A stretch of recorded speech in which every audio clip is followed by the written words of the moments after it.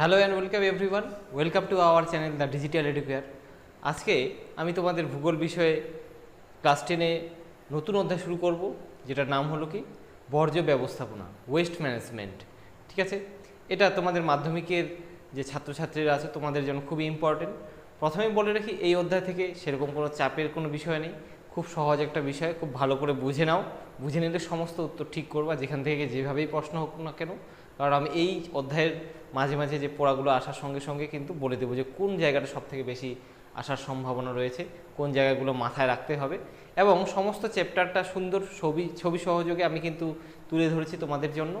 সেই জন্য প্রথম থেকে শেষ অবধি ভালো করে যদি তোমরা দেখো ভিডিওটা এবং সঙ্গে সঙ্গে যে নোট ডাউন করো, এই চ্যাপ্টারের একটা কিন্তু মাইন্ড ম্যাপ তোমাদের মাথায় কিন্তু গেঁথে যাবে, যেটা কোনো দিন তোমরা ভুলবে না। তাই যেখান থেকেই প্রশ্ন করো না কেন তোমরা সঠিক উত্তর করে আসতে পারবে। তাই যারা তোমরা ভিডিওটা দেখছো প্রথম থেকে শেষ অবধি দেখবে, এবং তোমাদের বন্ধু বান্ধবীদেরকেও অবশ্যই এই চ্যানেলটির কথা আর কি জানাবে, শেয়ার করে দিবে, কারণ তোমাদের কাছে এটা কিন্তু সম্পূর্ণ ফ্রিতে। ঠিক আছে, তো যাই হোক, আমরা আজকে যেটা পড়বো সেটা হলো তোমাদের মাধ্যমিকের চতুর্থ অধ্যায় বর্জ্য ব্যবস্থাপনা। ঠিক আছে, তো আজকে পার্ট 1 প্রথমেই। তো পার্ট 1-এ আমরা কী কী পড়বো দেখো। প্রথমেই একটা প্রশ্নটা আসছে যে বর্জ্য কী জিনিসটা, আসলে বর্জ্য বা ওয়েস্টেজ কী। এবার বর্জ্য কী জিনিস, বর্জ্য সবাই আমরা প্রতিদিন তৈরি করছি, তাই না? সেই সমস্ত জিনিস যেগুলো আমাদের দরকার নেই, যেগুলো প্রয়োজনের অতিরিক্ত, সেগুলো কি বলা হবে? বর্জ্য বলা হবে। দেখো, দৈনন্দিন কাজের পর প্রয়োজনের অতিরিক্ত যেগুলো বাতিল বা আপাতভাবে ব্যবহারের অযোগ্য, যেগুলোকে আমাদের মনে হয় যে যেগুলো ব্যবহারে লাগে না আমাদের, যেগুলো আমরা ইউজ করার পর ছুঁড়ে ফেলি, সেটা কঠিন হোক, তরল হোক, অথবা গ্যাসীয় অবস্থায় হতে পারে, এবং কী করে মানুষ সহ পরিবেশের এটা কি করে ক্ষয়ক্ষতি করে, এই সমস্ত পদার্থগুলোকে কী বলবে? বর্জ্য বা ওয়েস্ট বলবে। তো এই বর্জ্যের যদি মানে রূপ দেখি, তাহলে গ্রাম থেকে শহরে বর্জ্যের পরিমাণ বেশি হয়, তাই না? আমরা সবাই দেখছি। এবং গৃহস্থ বর্জ্য সবচেয়ে বেশি হয়, বাড়িতে যে বর্জ্য তৈরি হয় সেটাই সবথেকে পরিমাণ বেশি তৈরি হয়। এছাড়া নগরোন্নয়ন, শিল্পায়ন, স্বাস্থ্য পরিষেবার উন্নতির ফলেও কিন্তু পরিবেশে বিভিন্ন ধরনের বর্জ্যের পরিমাণ ক্রমশ বেড়েই চলেছে, এবং যেটা আমাদের পরিবেশে কিন্তু দূষণের মাত্রা ছাড়িয়ে অতিরিক্ত দূষণ ঘটাচ্ছে। ঠিক আছে, বুঝতে পেরেছ? তাহলে আমরা প্রতিদিন বাড়িতে বর্জ্য তৈরি করছি, তাই না? এটা হবে বর্জ্যের বিভিন্ন রূপগুলো। এগুলো হচ্ছে কি বাড়িতে দৈনন্দিন ব্যবহার, যে দৈনন্দিন কাজের জন্য তৈরি হওয়া বর্জ্য। এটা দেখো নদী নালার অবস্থা, এটা একদম সমস্ত জায়গার একটা সাধারণ ছবি, তাই না? তারপরে আবার কি ইলেকট্রনিক জিনিস, বিভিন্ন ইলেকট্রনিক জিনিস পুরানো হয়ে যাওয়ার পর, নষ্ট হয়ে যাওয়ার পর, ব্যাকডেটেড হয়ে যাওয়ার পর সেগুলো ফেলে দেওয়া হচ্ছে, তারপর সেগুলোও কিন্তু পরিবেশে বর্জ্যের সৃষ্টি করছে। এবার পাশে দেখো এই যে শিল্প কারখানা, আমাদের বিদ্যুৎ শক্তির দরকার, সেই বিদ্যুৎ শক্তিকে উৎপাদন করার জন্য আমরা কী করছি? তেজস্ক্রিয় পদার্থকে ব্যবহার করছি। সেগুলোও যখন সে ব্যবহারের পরে যখন থেকে যাচ্ছে, সেগুলো কিন্তু পরিবেশে মারাত্মক রকমের ক্ষতি করছে, যেগুলো আমরা পড়বো। আর এগুলো দেখো দৈনন্দিন ব্যবহারের পরে সিঙ্গেল ইউজ প্লাস্টিক, বোতল, তারপরে আমাদের ইউজ অ্যান্ড থ্রো পেন, এগুলো কিন্তু সবগুলোই বর্জ্য। তো দেখো, বর্জ্য তো তোমরা সবাই কম বেশি বোঝো আমি জানি, কিন্তু সব থেকে যেটা জরুরি সেটা হলো বর্জ্যের কিন্তু এই চ্যাপ্টারে কিন্তু একটা সম্পূর্ণ একটা শৃঙ্খলাবদ্ধ একটা রূপ, একটা তোমাদের ধারণা কিন্তু এই চ্যাপ্টার থেকে হয়ে যাবে। এবং এখান থেকে কতগুলো প্রশ্ন আছে, যতটা সহজ মনে হয় অতটা সহজ নয়, কিন্তু তোমাদের জানতে হবে, পড়তে হবে, তাহলে এটা সহজ। প্রকৃতি অনুসারে বর্জ্যকে কয় ভাগে ভাগ করা যায়? দেখো, 1 নম্বরে কঠিন বর্জ্য, যেগুলো কঠিন রূপে পাওয়া যাচ্ছে, সলিড ওয়েস্ট, যেমন হচ্ছে এই যে বিভিন্ন প্লাস্টিক, তারপরে এগুলো সবগুলোই কি সলিড, অর্থাৎ কঠিন পদার্থ, তাই না? কঠিন বর্জ্য।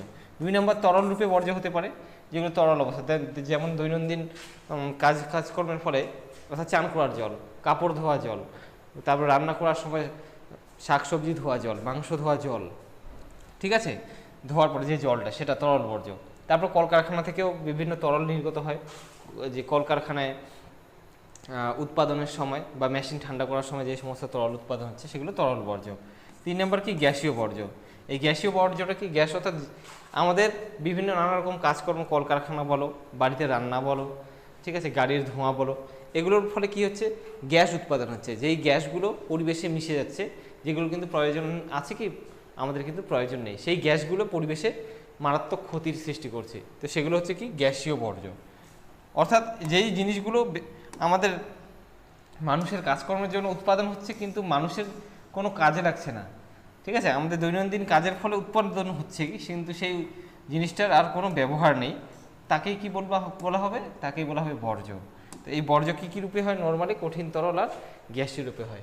এবার দেখো ক্ষয়ক্ষতি অনুসারে, ওটা দেখলাম কি প্রকৃতি অনুসারে। এবার ক্ষয়ক্ষতি অনুসারে বর্জ্যকে আবার ফার্দার দুই ভাগে ভাগ করা যায়। কি বিষাক্ত বর্জ্য এবং বিষহীন বর্জ্য। মনে রাখবে নামটা থেকে খুব সহজ করে মনে রাখবে, বিষাক্ত মানে যে বর্জ্যগুলো খুবই খতরনাক, যেগুলো থেকে যেগুলোর মধ্যে বিষ আছে। আর কি বর্জ্য হয়, কিছু বর্জ্য পদার্থ আমরা তৈরি করি প্রতিদিন যেগুলো কোনো রকম বিষাক্ত নয় বা বিষ ছড়ায় না পরিবেশে, ঠিক আছে। তো বিষাক্ত বর্জ্যের উদাহরণ যদি বলি, তো যে উদাহরণ পড়লেই বুঝতে পারবে। দেখো ভারী ধাতু, এগুলো বিষাক্ত বর্জ্যের উদাহরণগুলো দেওয়া আছে, সবগুলোই তোমাদের জানতে হবে কিন্তু, এগুলো ইম্পর্টেন্ট বিষাক্ত বর্জ্যের উৎস, ঠিক আছে। এই যে 1 2 3 4টে উৎস দেওয়া আছে, ঠিক আছে, 4টে এবং 5টে উৎস দেওয়া আছে বিষাক্ত বর্জ্যের। এই 5টা উৎসই কিন্তু তোমাদের জানতে হবে, ঠিক আছে। প্রথমে দেখো বিষাক্ত বর্জ্যের উদাহরণ কী দেওয়া আছে, ভারী ধাতু। বিভিন্ন ধাতু নিষ্কাশন শিল্প, যেগুলো থেকে ভারী ভারী ধাতু ইউজ করা হয় যেই শিল্পক্ষেত্রগুলোতে, যেমন সীসার ব্যবহার করা হয়, যেখানে দস্তা ব্যবহার করা হয়, যেখান থেকে আর্সেনিক, পারদ, ক্যাডমিয়ামের ব্যবহার হয়, সেই সমস্ত শিল্পকেন্দ্রগুলো থেকে এই ধাতুগুলো কি ধাতু নিষ্কাশনের সময় বা পরিশোধনের সময় বা সেখানে যে জল ইউজ করা হচ্ছে, যে পদার্থগুলো ইউজ করা হচ্ছে, তার সঙ্গে কিন্তু কিছু পরিমাণে এগুলো মিশে গিয়ে প্রকৃতিতে তারা যখন বর্জ্য ফেলছে সেই শিল্প কারখানা, তার সঙ্গে কিন্তু এই ধাতুগুলো প্রকৃতিতে মিশছে, পরিবেশে মিশছে, তখন কিন্তু এই বিষাক্ত বর্জ্য পরিবেশে মারাত্মক রোগ ব্যাধির সৃষ্টি করছে, যেগুলো পরে আছে। কিন্তু কৃত্রিম জৈব পদার্থ যেরকম ডিডিটি, মানুষের দ্বারা তৈরি polychlorinated biphenyls, dioxin, dichlorine, diphenyl, trichloro ethane, এগুলো সবগুলোই কি মানুষের দ্বারা তৈরি করা কৃত্রিম জৈব পদার্থ, যেগুলোও কিন্তু প্রকৃতিতে মারাত্মকভাবে বিষ বা বিষাক্ত, যেগুলোর কোনো সলিউশন নেই, যেগুলো প্রকৃতিতে মিশে গিয়ে বিষ ছড়াচ্ছে, ঠিক আছে। যার জন্য অনেক কিছু এগুলো ব্যান্ডও করা হয়েছে।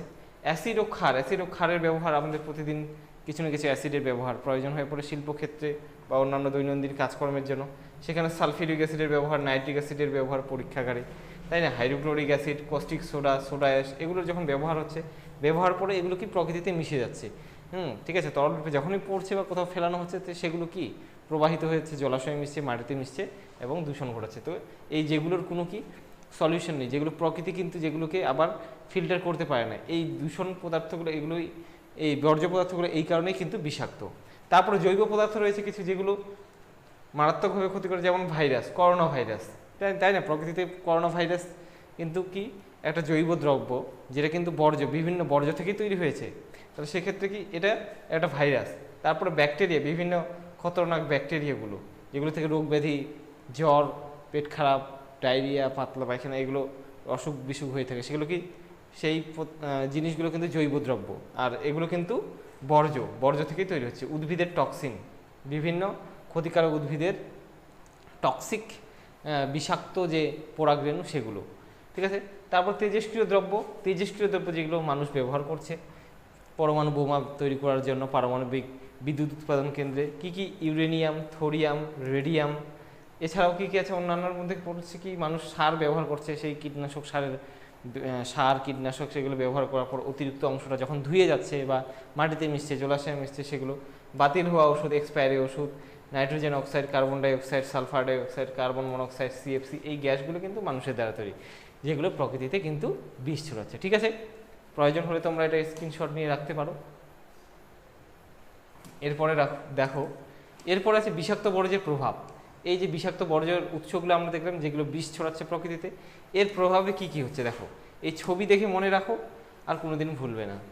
দেখো এখান থেকে পরীক্ষায় আসার সম্ভাবনা মারাত্মক। প্রতি বছর এখান থেকে কোনো না কোনো একটা প্রশ্ন হয়, ডান দিক বাঁ দিক ম্যাচিংয়ে বা শূন্যস্থানে বা শুদ্ধ অশুদ্ধে বা এক কথায় উত্তরে কিন্তু থেকেই থাকে। তো এটা কি বলবো, ভেরি ভেরি ভেরি ইম্পর্টেন্ট। এটা কিন্তু MP 2025 জন্য খুব বেশি ইম্পর্টেন্ট, ঠিক আছে।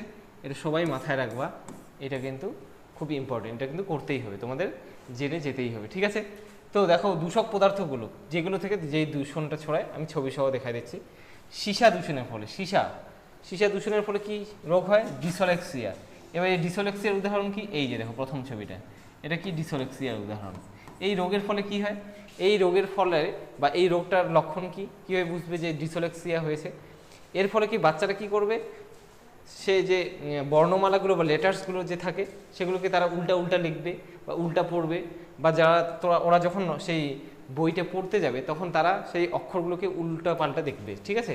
এসকে উল্টা করে দেখবে, ঠিক আছে, কে উল্টা করে দেখবে, লেখার সময় এম কে এন লিখবে, পি কে কিউকে পি লিখবে, যেখানে পি লেখার দরকার সেখানে কিউ লিখবে। এটা হচ্ছে ডিসলেক্সিয়া। যে রোগটা হয়ে থাকে কিসের থেকে?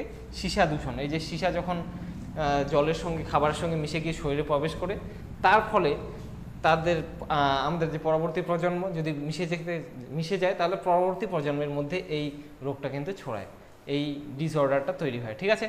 পারদ দূষণের জন্য কি হয়?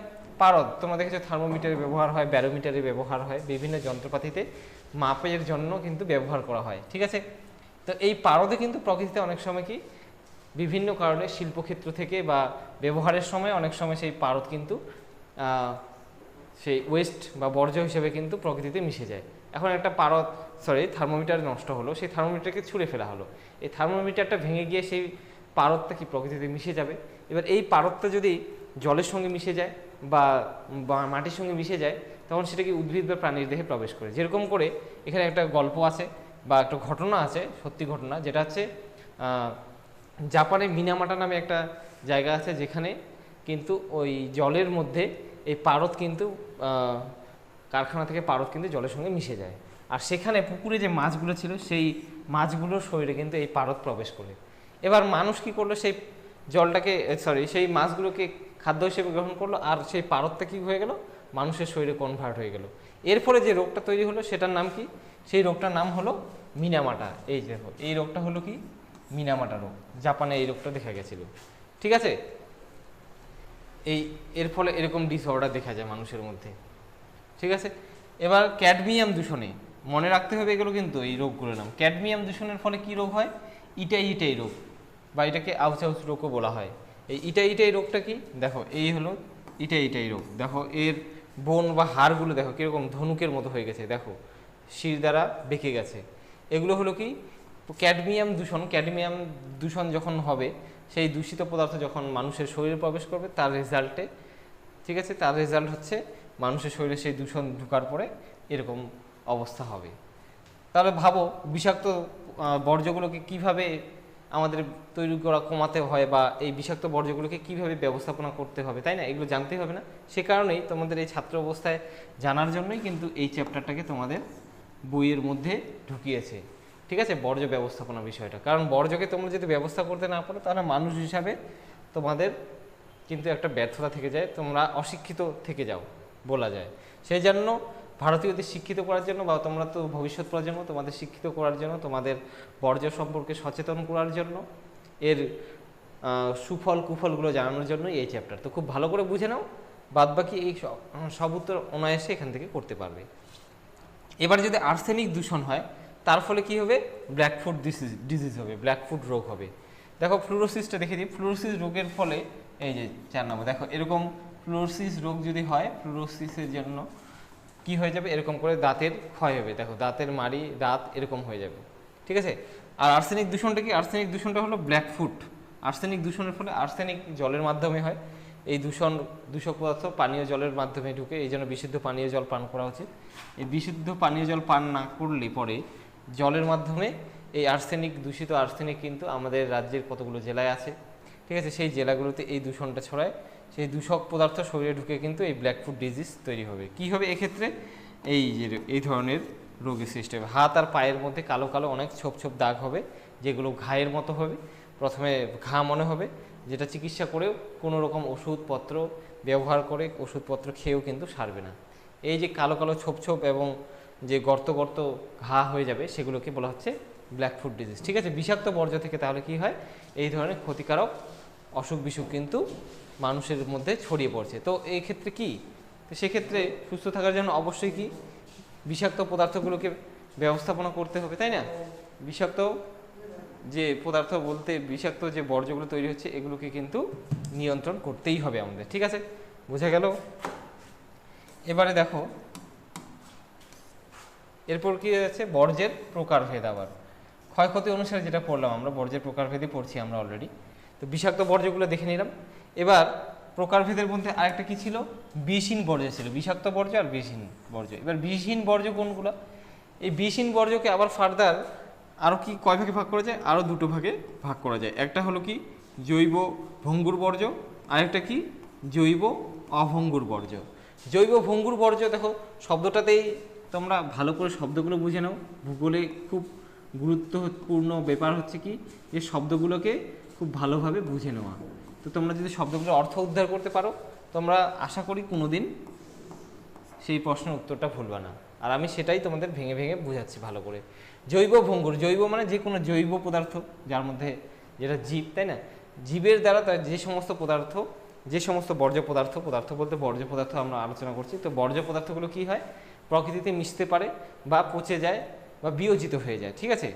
যে অণুজীব বা বিয়োজক যে আছে ডিকম্পোজার, তাদের দ্বারা কি হয় বিশ্লিষ্ট হয়ে প্রকৃতিতে মিশে যায়, অর্থাৎ সার হয়ে যায়, পচে যায়। সেই সমস্ত বর্জ্যগুলোকে কী বলা হয়? জৈব ভঙ্গুর বর্জ্য। তার উদাহরণ হচ্ছে দেখো এই যে প্রতিদিন আমাদের দৈনন্দিন কাজকর্মের ফলে, ব্যবহারের ফলে, দৈনন্দিন কাজকর্মের জন্য, দৈনন্দিন গৃহস্থালির ব্যবহারের জন্য যে শাকসবজি খাবারের উচ্ছিষ্ট সেগুলো যে থাকছে, যেগুলো পচে যায় প্রকৃতিতে, ঠিক আছে? কলার খোসা, বিভিন্ন শাকসবজির কাটার পরে সেই অবশিষ্টাংশ বা মাছ মাংসের অবশিষ্টাংশ, ঠিক আছে? এগুলো তো সবগুলো প্রকৃতিতে মিশে যায়, তাই না? পচে যায়। তো এগুলোকে বলা হচ্ছে কি জৈব ভঙ্গুর বর্জ্য। আর কি হয়? জৈব অভঙ্গুর বর্জ্য হয়। কিছু কিছু বর্জ্য তৈরি করি আমরা যেগুলো বিষাক্ত নয় কিন্তু আবার পরিবেশে পচনশীলও নয়, সেগুলো কি বলা হচ্ছে কি জৈব অভঙ্গুর বর্জ্য। যেরকম দেখো কাজকর্মের পর কনস্ট্রাকশনের কাজে বা নির্মাণ কাজের জন্য বাড়িঘরের যখন কাজ হয় বা বাড়িঘর যখন ভাঙা হয় সেক্ষেত্রে কি হয় অনেকগুলো ওয়েস্টেজ তৈরি হয়, যেগুলো বিভিন্ন ইটের টুকরো, সিমেন্টের বা ঢালাইয়ের অংশ, লোহার টুকরো, তারপর প্লাস্টিকের টুকরো, এগুলো কি প্রকৃতিতে তো এগুলো হয়তো ক্ষতি করছে না বা এগুলো প্রকৃতিতে সেরকম কোনো মারাত্মক রোগ ব্যাধি ছড়াচ্ছে না, কিন্তু এগুলো প্রকৃতিতে মিশতেও পারছে না, পচেও যাচ্ছে না। তো এগুলো হচ্ছে কি জৈব অভঙ্গুর বর্জ্য, ঠিক আছে? বোঝা গেল? তাহলে বিষাক্ত বর্জ্য আর জৈব ভঙ্গুর বর্জ্য মানে মানে জৈব বর্জ্যের, ঠিক আছে, প্রকৃতি অনুসারে। এইবার বর্জ্যের উৎস। তো এত কিছু বর্জ্যগুলো আমরা যে পড়ছি, বর্জ্য কোথা কোথা থেকে তৈরি হয় এটাও জানার প্রয়োজন আছে। এই বর্জ্যের উৎস থেকেও কিন্তু প্রশ্ন হয়, যে প্রশ্নগুলো আমি লাস্টে রেখেছি যে এই বর্জ্যটা কোথা থেকে তৈরি, ওই বর্জ্যটা কোথা থেকে তৈরি, এরকম কিন্তু প্রশ্ন হয়। দেখো প্রথমেই গৃহস্থালির বর্জ্য। গৃহস্থালির বর্জ্য কি? এবার গৃহস্থালির বর্জ্যের উদাহরণ আসতে পারে। গৃহস্থালির বর্জ্য কি? যে বললাম দৈনন্দিন বাড়িতে কাজকর্মের জন্য, রান্নার জন্য, খাওয়ার জন্য, চান করার জন্য যে সমস্ত বর্জ্য তৈরি হচ্ছে সেগুলো কি গৃহস্থালির বর্জ্য। এর উদাহরণ কি? রান্নাঘর থেকে যে সমস্ত বর্জ্য তৈরি হচ্ছে, তাই না? তারপরে চান করার জন্য সেই সাবান, কাপড় কাচা জল, চান করা জল, সেগুলো হচ্ছে কি গৃহস্থালির বর্জ্য। 2 নম্বর শিল্পজাত বর্জ্য, বিভিন্ন ভারী শিল্প বা শিল্প কেন্দ্রগুলো থেকে যে সমস্ত বর্জ্য তৈরি হচ্ছে সব ধরনের, সেটা তরল হতে পারে, কঠিন আকারেও হতে পারে, আবার গ্যাস আকারেও হতে পারে, তাই না? কৃষিক্ষেত্রে কৃষিকাজের জন্য বর্জ্য তৈরি হয়, যখন কৃষিকাজ করছে ফসল কাটার পর ফসলের অবশিষ্টাংশ সেগুলো পুড়িয়ে দেওয়া বা সেগুলো জমিতে রেখে আসা, সেগুলোও বর্জ্য। এবার কৃষিকাজের জন্য ব্যবহার করা কীটনাশক সার, ঠিক আছে, কীটনাশক সার, এগুলোর প্যাকেট ওষুধ বা অবশিষ্টাংশ, এক্সপায়ারি ওষুধ, এগুলো যখন জমিতে ফেলে রাখা হচ্ছে সেগুলোও হচ্ছে কৃষিজাত বর্জ্য। পৌরসভার বর্জ্য কি? কোনো শহর বা পৌরসভা কেন্দ্রের, টাউনে, সিটিতে, সেখানে প্রচুর লোক বসবাস করে, সেই লোকজন যে প্রতিদিন তাদের কাজকর্মের জন্য যে সমস্ত পদার্থ তৈরি করছে, অর্থাৎ গ্রামে যেরকম আমাদের বাড়িতে যেরকম পদার্থগুলো তৈরি হচ্ছে, বর্জ্য পদার্থগুলো, সেগুলো শহরেও তৈরি হচ্ছে এবং শহরে সেগুলোকে বেশি পরিমাণে তৈরি হচ্ছে, ঠিক আছে? তারা কি করে প্যাকেটের মধ্যে, এই দেখো প্যাকেটের মধ্যে সবগুলো বর্জ্য পদার্থ একসঙ্গে করে ফেলে দেয়, যে কারণে এখানে জৈব ভঙ্গুর, অজৈব ভঙ্গুর তারা কিন্তু সবগুলো একসঙ্গে ফেলে, যেটা কিন্তু মারাত্মক দূষণ ছড়ায় প্রকৃতিতে। তারা কি করে মানে পরিষ্কার, বাড়ি পরিষ্কার রাখার জন্য প্লাস্টিকের মধ্যে করে জৈব ভঙ্গুর যেগুলো প্রকৃতিতে মিশে পচে যায় সেগুলোও কিন্তু প্লাস্টিকের মধ্যে ফেলে, কিন্তু প্লাস্টিকের মধ্যে বেঁধে কিন্তু ফেলে দেয়, যেগুলো প্রকৃতিতে মিশতে পারে না। আবার ওখানেই কি ফেলছে, সে কঠিন পদার্থ বা লোহার টুকরো বা একটা তার, সবগুলো কিন্তু তারা একসঙ্গে ফেলেছে, যে কোনো মারাত্মক দূষণ ছড়ায়। তো এটা কিন্তু করা উচিত নয়, তোমাদের এটাই শিখতে হবে যে কি বর্জ্য কোথায় ফেলতে হবে। দেখো এর জন্য কি, এই যে ওয়েস্ট ম্যানেজমেন্ট সিস্টেমে এরকম আলাদা আলাদা ড্রাম থাকবে, সেখানে আলাদা আলাদা পদার্থকে আলাদা আলাদা জিনিসে রাখবে। রং অনুসারে সব থেকে বিষাক্ত যেগুলো থেকে সংক্রমণ ছড়াতে পারে সেগুলোকে লাল ড্রামে, ঠিক আছে, এরকম করে আলাদা আলাদা থাকবে, আলাদা আলাদা জায়গায় ফেলতে হবে। এখানে গায়ে লেখা থাকবে কোথায় কি কী পদার্থ ফেলতে হবে, কোথায় প্লাস্টিক, কোথায় ধাতব পদার্থ, কোথায় ফসল বা খাবারের অবশিষ্টাংশ বা সবজির খোসা এগুলো ফেলতে হবে, ঠিক আছে, কোথায় প্লাস্টিক বা অন্য কোনো কাপড় বা এই জাতীয় পদার্থ ফেলতে হবে, এরকম আলাদা আলাদা থাকবে। হসপিটালে এরকম দেখা যায়, স্কুল কলেজেও এরকম কিন্তু বর্জ্য পদার্থ ফেলার কিন্তু জায়গা থাকে এবং সেখানেই বর্জ্য নিক্ষেপ করা উচিত। জৈব দ্রব্য, বিভিন্ন রকম জৈব দ্রব্য, যেরকমটা এর আগেও পড়লাম আমরা, যে সমস্ত জৈব পদার্থ খাবারের থেকে বা কোথাও কোনো কাজের থেকে যে সমস্ত জৈব পদার্থ তৈরি হচ্ছে, ঠিক আছে, জৈব দ্রব্য। স্বাস্থ্যকেন্দ্র থেকে, বিভিন্ন হসপিটাল, নার্সিংহোম, এক্ষেত্রে কী হয়, ওখানে অপারেশন হয়, অপারেশনের ফলে যে তৈরি হচ্ছে যে রক্তমাখা তুলো, গজ, মানে শরীরের কাটা অংশ, অবশিষ্টাংশ, ঠিক আছে, যে অপারেশনের পরে যে সব জিনিস আর কি বাদ দেওয়া হচ্ছে, সেই শরীরের টিস্যু, ঠিক আছে। তারপরে আর কি হয়, ইঞ্জেকশনের সিরিঞ্জ, এগুলো যেগুলো থেকে মারাত্মক সংক্রমণ ছড়াতে পারে, সেগুলো কিন্তু স্বাস্থ্যকেন্দ্রের বর্জ্য, এগুলো কিন্তু খুব ভালোভাবে ম্যানেজমেন্ট করতে হয়। এক্ষেত্রে এই যে স্বাস্থ্যকেন্দ্রে কিন্তু এই অবশ্যই প্রত্যেকটা স্বাস্থ্যকেন্দ্রে তোমরা গেলেই বা হসপিটালে গেলেই এরকম ওয়েস্ট ম্যানেজমেন্ট সিস্টেম দেখতে পাবে, যেখান থেকে কিন্তু পরবর্তীকালে যখন সেই ওয়েস্ট বা বর্জ্যগুলোকে যখন ফেলানো হয়, তখন ঠিক একই রকমভাবে আলাদা আলাদা এই ধরনেরই 4 রকম পলিথিন ব্যাগে কিন্তু আলাদা আলাদা করে সেগুলোকে বেঁধে ফেলানো হয়, ঠিক আছে, যাতে মানুষ সেগুলো গিয়ে হাত দিয়ে যাতে অসুস্থ হয়ে না পড়ে, যাতে সংক্রমণ ছড়িয়ে না পারে, এরকম করে শহর থেকে বা গ্রাম থেকে দূরে ফাঁকা স্থানে, নিচু স্থানে ফেলা হয়। যাই হোক, এগুলো পরে পড়ব ব্যবস্থাপনার পদ্ধতি। এরপরে আর কি হয়, তেজস্ক্রিয় বর্জ্য। বিভিন্ন তেজস্ক্রিয় বর্জ্য কোথা থেকে তৈরি হচ্ছে, যখন পারমাণবিক বিদ্যুৎ কেন্দ্র বা পারমাণবিক গবেষণার জন্য ইউজ করা হচ্ছে তেজস্ক্রিয় পদার্থগুলো, সেখান থেকেও কিন্তু প্রকৃতিতে মানুষের ব্যবহার করতে করতেও, সাবধানতা বসাতেও বা অ্যাক্সিডেন্টের কারণে অনেক সময় এই পদার্থগুলো প্রকৃতিতে মিশে গিয়ে, ঠিক আছে, বর্জ্যের সৃষ্টি করছে, মারাত্মক দূষণ ঘটাচ্ছে। এবার এই বর্জ্যের প্রভাব খুব সহজে বুঝতে পারা যায়, বর্জ্যের প্রভাব কী। তাহলে জলে পড়লে জল দূষণ হবে, তাই না? দেখো, এই যে বর্জ্য, এটা তো সবার চোখের সামনে ভাসে, এখন প্রত্যেকটা শহরের এটা একটা কমন দৃশ্য হয়ে গেছে। তাহলে এত সুন্দর প্রকৃতির দান, যে যখন এই বর্জ্য, মানুষ এত বর্জ্য তৈরি করেন, তখন নদী কত পরিষ্কার ছিল, তাই না? নদীর তীরে সভ্যতা গড়ে উঠেছে। এখন নদীর তীরে, নদীকে এতভাবে নোংরা করছে যেন নদীর তীরে যে মানুষগুলো বসবাস করে তারা যেন অসভ্যতা তৈরি হচ্ছে নদীর তীরে, তাই না? তাহলে জল দূষণ। তাহলে দেখো, বর্জ্যটাকে যদি আমরা আলাদা করতে পারি, বর্জ্যটাকে যদি আমরা সঠিক জায়গায় রাখতে পারি, বর্জ্যকে যদি প্রকৃতিতে এভাবে অগোছালোভাবে না ফেলে, তাহলে আমাদের প্রকৃতি অনেক সুন্দর হবে। তাহলে জল দূষণ হচ্ছে, মাটিতে ফেললে মাটি দূষণ হবে, বা এই সমস্ত পদার্থগুলো আবার কি যখন ফেলানো হচ্ছে তখন ওগুলো পচার সময় বা ওইভাবে দিনের পর দিন পড়ে থাকার জন্য সেখান থেকে দুর্গন্ধ ছড়াচ্ছে, নানা রোগ ব্যাধি ছড়াচ্ছে, তাই না? বায়ু দূষণ হচ্ছে। তারপরে প্লাস্টিক, যেটা প্রকৃতিতে মিশে না, কোনো দিন পচে না, তার প্লাস্টিক দূষণ হচ্ছে। তাহলে চাষের জমি বা গাছপালার জন্য সেই মারাত্মক দূষণ সৃষ্টি করছে, গাছপালা শেকড় পৌঁছাতে পারছে না। তারপরে অবলা প্রাণীরা সেগুলো খেয়ে নিয়ে তাদের নানা রকম রোগ বেশি হচ্ছে। তারপর দৃশ্য দূষণ। দেখো, একটা ভালো জায়গা, সুন্দর জায়গাকে এই বর্জ্যের মাধ্যমে কিন্তু কুৎসিত করে দেওয়া যায়। এগুলো কি করে, যেখানেই ফেলা হয় না কিন্তু সেদিকে মানুষ কি মুখ ফিরিয়ে নেয়, তাই না?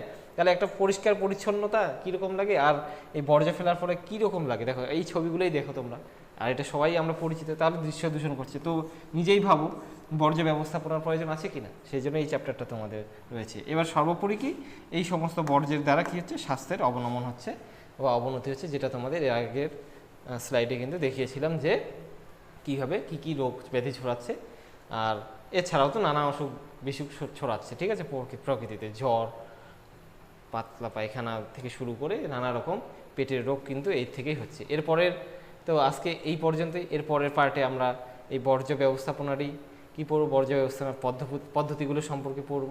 দেখো, আমি যেটাকে বলেছিলাম তোমাদের, এই চ্যাপ্টারের শেষে কিন্তু ইম্পর্টেন্ট প্রশ্নগুলো রয়েছে। সেই ইম্পর্টেন্ট প্রশ্নগুলো কী কী, আজকে যতটুকু পড়লাম তার মধ্যে তোমাদের সেরকম কিছু নেই। তার মধ্যে এখান থেকে দেখো, এই যে চিকিৎসা সংক্রান্ত বর্জ্যের উদাহরণ, এটা আমরা পড়লাম।